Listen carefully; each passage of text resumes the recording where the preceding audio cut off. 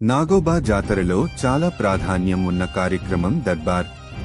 అటవీ భూములపై హక్కుల కోసం జరిగిన పోరాటంలో 1940లో కుమ్రం భీమ్ను నిజాం పోలీసులు కాల్చి చంపారు.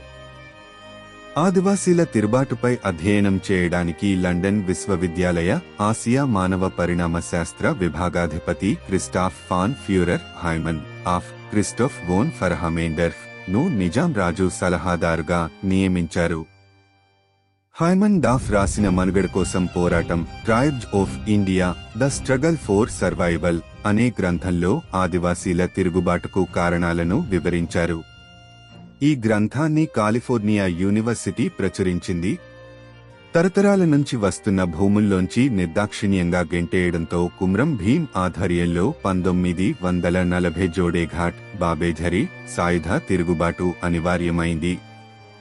పోడు భూముల నుంచి ఖాళీ చేయకుండా ఉండేందుకు నిజాం ఫారెస్ట్ గార్డ్ తొలుత 500 రూపాయల లంచం తీసుకున్నారు.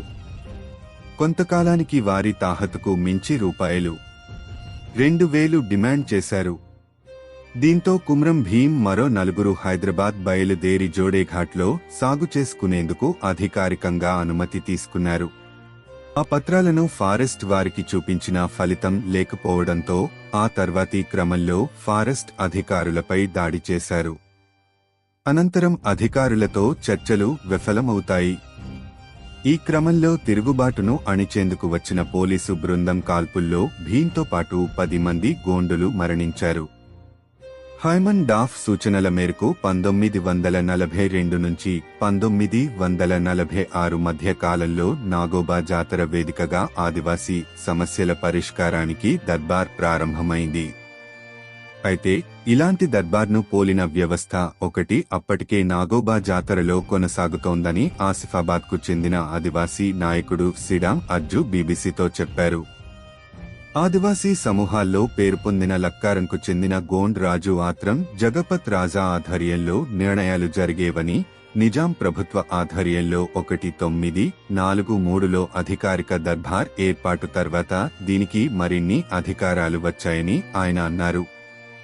జాతర ప్రాంగణానికి పల్లెకిలో వచ్చే ఆత్రం గోండు రాజు ప్రధాన ఆకర్షణగా ఉండేవారని, ఆ ఏడాది ఆదివాసీ గూడేల్లో పరిష్కారం కాని సమస్యలకు ఆయన తీర్పు చెప్పేవారని హైమన్ డాఫ్ తన పుస్తకంలో ప్రస్తావించారు. Christopher von Furer Haimendorf professor Christoph von Furer Haimendorf 1909 నుంచి 1995 1 లండన్ విశ్వవిద్యాలయానికి చెందిన మానవశాస్త్ర ఆచార్యుడు.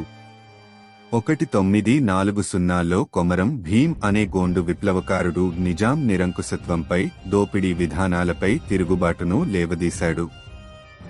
సాయుధ బలగాలను పంపి కొమరం భీమ్ని ఆదిలాబాదులోని జోడేఘాట్ వద్ద కాల్చి చంపినా గోండులలో చెలరేగిన అలజడిని, అశాంతిని అణచలేకపోయారు. ఈ అశాంతి కారణాలను విశ్లేషించి తగు సూచనలనివ్వవలసిందిగా అప్పటి నిజాం ప్రభుత్వం లండన్ విశ్వవిద్యాలయంలో మానవశాస్త్ర, ఆంథ్రోపాలజీ విభాగాధ్యక్షుడైన హైమన్ డాఫ్ ను కోరింది. పరిశీలన కోసం వచ్చిన మనిషి గోండుల దైన్యాన్ని చూసి కరిగిపోయి ఆ సమస్యల పరిష్కారాన్ని అన్వేషిస్తూ మార్లవాయి గ్రామంలో ఏళ్ల తరబడి ఉండిపోయాడు. ఆయన పుణ్యమా అని గోండులకు భూమిపై హక్కు పట్టాలు లభించాయి. వారి అభివృద్ధికై ప్రప్రథమంగా చట్టాలు చేయబడ్డాయి. ఈ ప్రాంతాలలో వడ్డీ వ్యాపారం క్రమబద్ధం అయింది. వారికి సేవ చేయడమే కాక వారి ఆచార వ్యవహారాల గురించి, సమస్యల గురించి 2 పుస్తకాలను వ్రాశాడు హైమన్ డాఫ్. గోండుల గురించి పుస్తక పరిజ్ఞానం సంపాదించాలంటే ఈ రోజు వరకు ఈ పుస్తకాలు తప్ప వేరే లేవు. ఆయన సతీమణి ఎలిజబెత్ బర్నార్డో బెట్టీ లండన్లో పుట్టి పెరిగిన తన భర్తతో పాటు 1940 నుండి ఏళ్ల తరబడి ఆదిలాబాద్ అడవుల్లో గుర్రం మీద కాలినడకన తిరుగుతూ హైమన్ డాఫ్ కు పరిశోధనలో తోడ్పడటమే కాకుండా ఆదివాసుల సమస్యలను మాతృదృష్టితో అవగాహన చేసుకుని ఆ సమస్యల పరిష్కారానికి పై అధికారులకు వ్రాసి సేవ చేసిన వనిత. ఆమె 1987లో హైదరాబాదులో చనిపోయినప్పుడు హైమన్ డాఫ్ నాకు ఆవిడకు అర్థవంతమైన జీవితం గడిచింది గోండుల మధ్యనే. మేము కలిసి నివసించిన మార్లవాయి గ్రామంలో గోండుల ఆచారాల ప్రకారం అంత్యక్రియలు జరగాలి అన్నాడట. గోండులలో మెస్రం వంశీయుల ఆరాధ్యదైవం నాగోబా దేవత. నాగోబా దేవాలయం ఆదిలాబాద్కు 40 కిలోమీటర్ల దూరంలో ఇంద్రవెల్లి మండలం ముత్నూర్ దగ్గర కెస్లాపూర్ గ్రామంలో ఉంది. ప్రతి ఏటా ఈ నాగోబా జాతర జరుగుతుంది.